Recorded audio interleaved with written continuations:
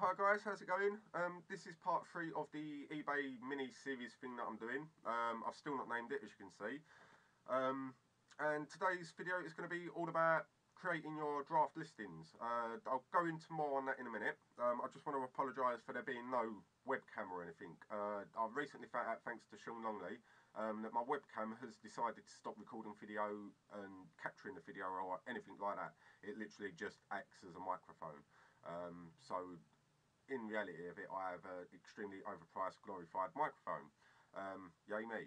So yeah, I need to get a new webcam. So unfortunately, you're just going to have to listen to the description of the shirt as I check it and that. So apologies for any brief periods of quietness like now. I'm literally checking the shirt to report it back to you. So yeah guys, sorry about that. But yeah, basically I've decided to create the listing process in 2 videos. The second video that's going to be after this one is going to be about taking your photos for the listings. I'm doing this to match the style that I list, like my process that I tend to use to run my eBay business. When I first started, I found that creating one listing at a time got very boring very quickly and very tedious. I hated it. So I started to tweak certain ways of running it to suit me basically as a person. Obviously do it the way that you want to do it, but if you have trouble like doing one listing at a time, try this way. It seriously helped me. So yeah guys, what I tend to do is I will create 20 draft listings. So if I just go into this one here quickly, you will see when it loads. Here we go. I've basically selected my shop category. I've got the title, I've got the condition, size, specifics, me details, price, shipping, and everything's set up. Literally, basically everything is set up. The only thing that's missing is the images. So I'll get 20 of these done, and then I will basically take 20 images for 20 items. Sorry. And it just breaks it up for you, like you're not doing the same thing day in, day out basically. So yeah, I'm going to show you how I do the drafts, how I price my items and everything up like that. And then in the next video I'll be showing you how I take my pictures and that. So yeah, let's get into it. So the first thing that I want to do is I want to find out what the price of my item is worth. I'm not going to go into great detail on this because I've already got a video showing you how I do this on my channel. I'll probably put a link to it in the description. But for this tutorial, I'm just going to give you a quick rundown basically. So yeah, this is a YSL shirt, and it is a small shirt as well. It's short sleeve, it's 100% cotton, there's no damage to it on the sleeves or anything like that. I have just noticed a stain on the back of it that looks like it's not a bleach stain or anything like that, so I'm going to have a bash at getting it out. But if I can't get it out, then I'll have to mention it in my listing as a defect. So yeah. So the first thing I'm going to do is I'm going to filter it to buy it now, because I'm not an auction kind of guy. I prefer to tell people what I want for it, and then that way there's no crap basically. So yeah. I tend to offer £2.80 postage as well, but I'm not going to filter by free postage for the moment. And it's a shirt, so I don't want t-shirts either. So unfortunately I can't filter by that. The only thing I can filter by is the free postage over here. As I said though, I'm a postage guy, so I'm not going to filter it to free postage. I also sell used. This is a used item, so I'm going to filter by used. And that will basically show me all the used listings that I'm competing with. You can see at the moment I am going to be listing with, to this specific search, 13 people. So what I'm doing here is I want to see what everyone's charging. So this guy is shooting for high, £17.50 plus £4 postage. I'm going to assume that is a special edition or something like that, because otherwise he probably won't end up getting that. He might, you never know. It's not a t-shirt, it's a shirt. It's £9 with free postage. Wow, really? No mate, that guy's been smoking too much or something, I don't know. He ain't getting that. Right, so anyway, £11.99 with free postage, £5.99 with free postage, so that's £9.99, a tenner basically. 17.25, 17.47. That one is very, very close to the one that I've got, but the checks are smaller. So he's looking for a tenner plus 4.50. And again, that one there is pretty much the one that I got. 14.99. Okay. So from this, I normally tend to shoot for 9.99 to a tenner with YSL shirts used. But the price seems to have gone up slightly. So I'm going to shoot for a 12 quid on this one. Let's go and check my sold listings though. 9.99, 7.20 plus 2.80. See, that's what I tend to do. I will price at 9.99 and then add the 2.80 postage on top, and then take a best offer of 7.20, making it a square tenner. That's a normal t-shirt. 12 quid. That was best offer though. T-shirt, shirt. £10 plus 3.20. So yeah, I'm gonna price this one at £10 with 2.80 postage still, sod it, and then that way I've got the opportunity of taking the £7.20 to make it the square tenner, if that makes sense. Like, I'll have best offer on it.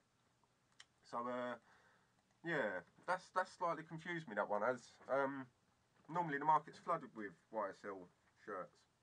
So yeah, so okay, I've decided on what price I'm going to shoot for. So now I'm going to create my title. So it is a YSL shirt. It's size small, and then I'm going to put an S in there as well, because some people will search basically like they'll either put YSL shirt and then S for the small, or they will put YSL shirt small or YSL size small, and so on and so forth. So it basically keeps there's already a couple of like search terms that I would show up for just within having that there. It's blue. It's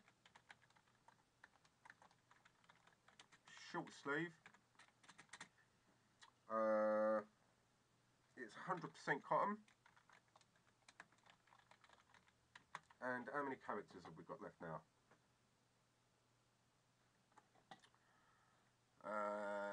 Category, it is a shirt, so it's a men's casual shirt. It's not a t-shirt, so select continue.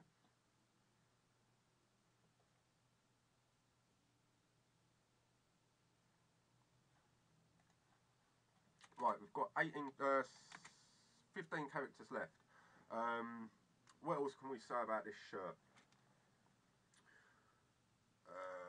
Checkered, so we can put the eBay's 2-sex pattern. How do they spell it on eBay?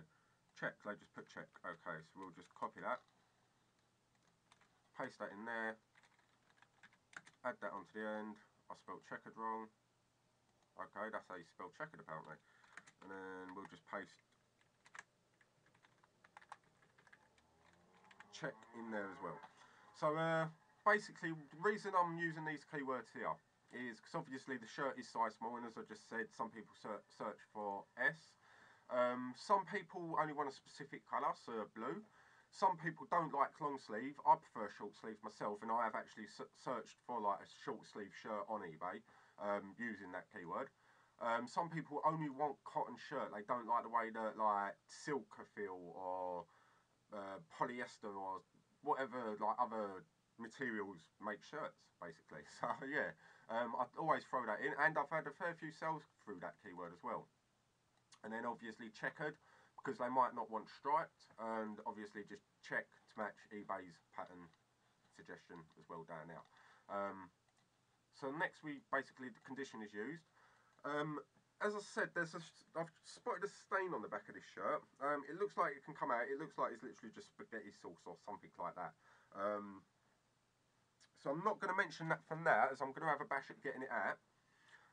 So I'm just going to put in here, shirt is used, but remains in great condition with no holes, stains or rips.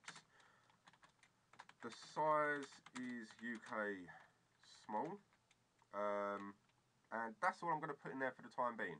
Now, obviously, if I can't get the stain out, I will have to change this bit up here to basically say shirt is used, and as a result, there's a small stain on the back located. I can't spell today. Located towards the centre. Still can't spell. Okay. So yeah, basically that way it just declares that there's a stain now. And then all I'd put is this is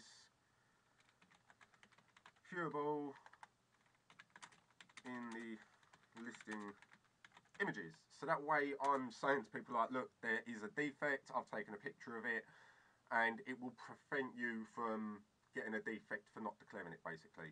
I will include a listing image as well if there is a stain in it, like if I can't get the stain out, sorry. And then that is it, basically. So I'm going to copy that, scroll down here quickly and just paste that in there, and then leave them. So the size is small, the brand is YSL, so type in YSL, press enter. It is a casual shirt. Its main colour is blue. The shirt is actually blue and white, and they have a option for that, like multi, but the main colour of it is blue. The reason I select blue is because from afar it is literally like you can see that the shirt's blue, basically. Like the white stripes that make the check is irrelevant, basically. It's just part of the pattern. If it was like red stripes and blue stripes, then I would select multi. But the shirt is basically designed to look blue. So yeah, that's why I'm not selecting multi on now. It is a cotton. The neckline is collared. Now, be careful on this bit, because some... Oh, I wish my camera was working, I really do, guys. Yeah, basically on some of the collars, towards where the collar point is on the front, there will be a little hole, and that will button down. Now, that is called a button down collar. So you would select button down. Collar, this is basically just a regular collar. So I'm going to select regular collar. But they're the two that I mainly get, button down collars and regular collars. So yeah, the pattern is checked and the material is 100% cotton. Now in here, this section here, before I enter in that quickly, check your label, because sometimes it'll say like 98% cotton, 2% polyester or something like that. So as that, we'll use that as an example. Literally all I'll type in is just 98% cotton and 2% polyester, like that, and that is it. But this one is actually 100% cotton. The sleeve type is short sleeve, and the fit is a regular fit, and that is your item specifics, basically. Now you can skip these, and eBay do state here, I just see it somewhere, where is it? Here we go. This information is not required but strongly recommended. Please pick an eBay suggested value or enter your own choice. And the same now. Now, basically, that's just stating that them ones there are not required. But having these set up, guys, is like, it's important, because eBay use these details to basically match your listing against search terms and search filters. So again, if someone types in that they want a cotton shirt, because we've got the item specific there, it's going to match your listing against the against that search. And the fact that you've taken the time out to do it, it's all obviously just a theory, but I honestly believe that eBay do use it and hold more value to them than what it would be like being in your title and in the condition and description and everything. So yeah, it's worth setting them up. I don't bother with any of these down here, although you can set them up, so pit to pit. That is basically pit-to-pit message. Sorry guys, tongue-tied. Pit-to-pit measurements. And all that is, I'll show you how to do that in the next video when you're taking your images and stuff like that. But yeah, basically like, that's just laying it flat on its back, getting a tape measure or a tailor's tape measure. They're cheap, you can order them on eBay for like 99p. Holding it from pit to pit and then just putting in the measurements in there. So I'm not going to enter that one in for this. And then all I'm going to do down here is tab them down like that, make it slightly bigger, and that's it for the details. A lot of people will put in something like from a pet-free home or smoke-free home or something like that. I don't bother with that. At the end of the day, the way I see it is the person's here to buy something. Like, okay, they may want to be reassured that it's from a pet-free and a smoke-free home, but I prefer not to deal with buyers like that. To me, that just screams out finicky. They're going to check the shirt over from top to bottom, and if a bit of stitching's come loose that I've overlooked or something like that, they could pick up on it, and it's just not worth the aggro. So to avoid buyers like that, I'm hoping that they're basically under the mindset of, well, I don't know whether it's from a pet-free or smoke-free home, I'm not going to buy this shirt. Obviously, I'm not going to sell them anything that stinks of smoke or anything like that. I actually have a pet, so I would be lying if I said that it was from a pet-free home, because the stock does come back to mine like before I list it. So yeah, it saves me a lot of aggro, and it just makes my work a bit easier and quicker as well. So yeah, literally all I do is just copy what I've put in the item condition description thing box up here, and pasted it down there and just made it bigger for people to see. Before we continue, something important as well, which I've just reminded myself of, is this box here. Make sure you highlight any defect within this box. I've actually been confirmed by one of the Dublin support guys for the eBay support line that if you mention it down here, it's irrelevant. It does not matter. On mobile devices, users will only see this box here unless they actually click view the item description. So you have to enter it into this box here, like I have here, this line here, basically, as you can see here. Otherwise, eBay will just hand it over to the buyer, basically, and make sure you take a picture of it as well. As long as you've got a picture, and as long as it's mentioned within there, eBay will take your side. I've been told this by a eBay Dublin guy. And it's held true every time. So yeah, like make sure I'll basically just mention it down here as well, just to cover yourself, but make sure it is it's in them too, basically. Sorry guys, getting so tongue-tied here. Yeah, I mean, you should be good. Okay, so next, price. Now, as I said, I normally price at £9.99 with £2.80 postage. Which is there. But seeing as the prices have gone up, or it seems to have gone up, I'm going to go for £12 with £2.80 postage, so just under 15 quid, and then I'm going to see what happens. I've got best offer on. I'm going to automatically decline any offers lower than £7.19.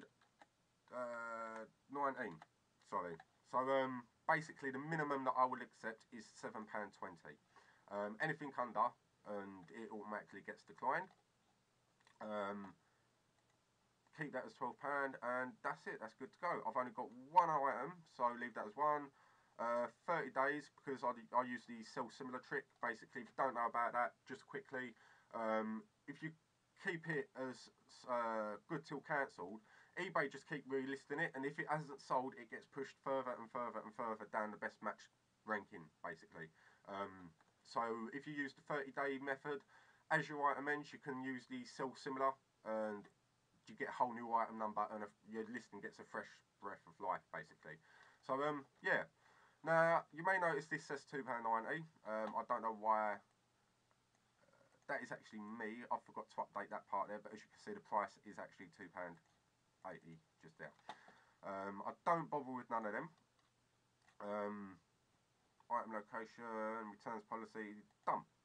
So I'll click save for later, and then all I've got to do is just do the next listing.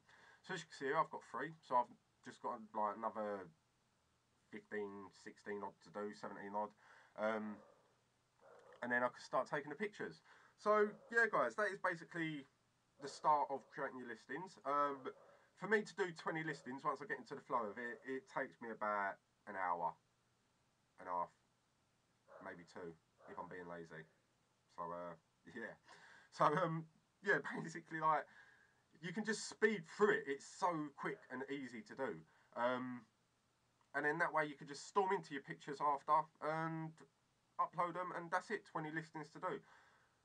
If you're really dedicated to it and you really go for it, like you wake up in the morning, you're like, I'm going to smash the listings today, I'm going to get 20 listings done or 40 listings done in a day, it is really possible with this. I've managed, the most I managed to do within one day was 49 listings, I think it was, and by the time I got home, I was absolutely knackered. I literally had a quick bowl of cereal for dinner and went to bed. So yeah, it's possible to pump your numbers up like big if you use this and you get your head into it for the day.